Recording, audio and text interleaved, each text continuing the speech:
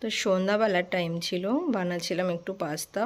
তো ছেলের কয়েকদিন ধরে একটু শরীরটা খারাপ ছিল, তো এখন একটু ভালো আছে। তো 3-4 দিন পরে নর্মাল খাবার দিচ্ছিলাম, বলছি সন্ধ্যাবেলায় মা আজকে একটু পাস্তা বানিয়ে দেবে। আর আমি বলছি আচ্ছা বেশ ঠিক আছে। তো যেই বললো তাই ভাবলাম একটু বানিয়ে দিই। আর আজকে কয়েকদিন পরে একটু টিউশনে দিয়ে এসেছিলাম, কেননা কয়েকদিন ধরে যে শরীরটা খারাপ ছিল যেতে পারেনি। স্কুল তো একদমই টোটালি বন্ধ রয়েছে সপ্তাহ ধরে। আর এই সন্ধ্যাবেলায় একটু বাটার দিয়ে তার মধ্যে একটু ক্যাপসিকাম আর সুইট কর্ন দিয়ে একটু ভেজে নিয়ে টমেটো পিউরিটা দিয়ে দিলাম।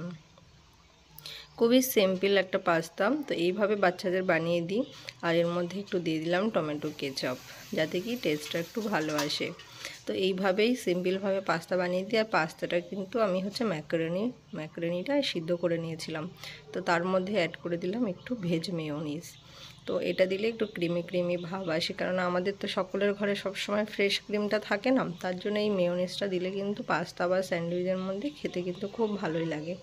তো এইভাবে ভালো করে মিক্স করে নিয়ে যখন দেখব যে একটু শুকনো শুকনো হয়ে গেছে বা একটু তেল ছাড়তে আরম্ভ হয়ে গেছে, তেল কিন্তু দিয়েছিলাম সামান্য, তারপরে পুরোটা বাটারেই দিয়েছি। তো একটু বাটার দিয়ে করে দিয়েছি, খুব রিচ করিনি বা খুব তোমার স্পাইসি করিনি, কেননা শরীরটাও কয়েকদিন ধরে খারাপ ছিল। তারপরে যখন ইচ্ছা হলো ভাবলাম বানিয়ে দিই সন্ধ্যাবেলার টাইম। তো এখানে ম্যাকারনিটা মিক্স করে নিয়েছি, তারপরে দিয়ে দিলাম আরেকটু করে বাটার, যাতে কি শেষে বাটারের ফ্লেভারটা ভালো আসে। তো এর মধ্যে আরেকটু ভাবছিলাম যে চিজ দেবো নাকি, তারপরে এর মধ্যে আমি পরে দেখবে একটু চিজও অ্যাড করে দিয়েছি, তাতে কি খেতে পাস্তাটা আরেকটু ভালো লাগবে। তো যাই হোক, আমি তো এইভাবে খুব সিম্পলভাবেই পাস্তাটা বানাই। তোমরা কে কেমনভাবে বানাও অবশ্যই আমাকে জানাতে পারো।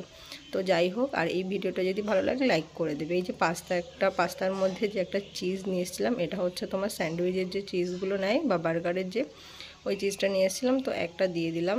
তো চিজ দিয়ে একটু ঢাকা দেওয়ার পরে মেল্ট হয়ে যাওয়ার পরে এভাবে মিক্স করে নিলাম। আর মিক্স করে নেওয়ার পরে এবার নামিয়ে নেব।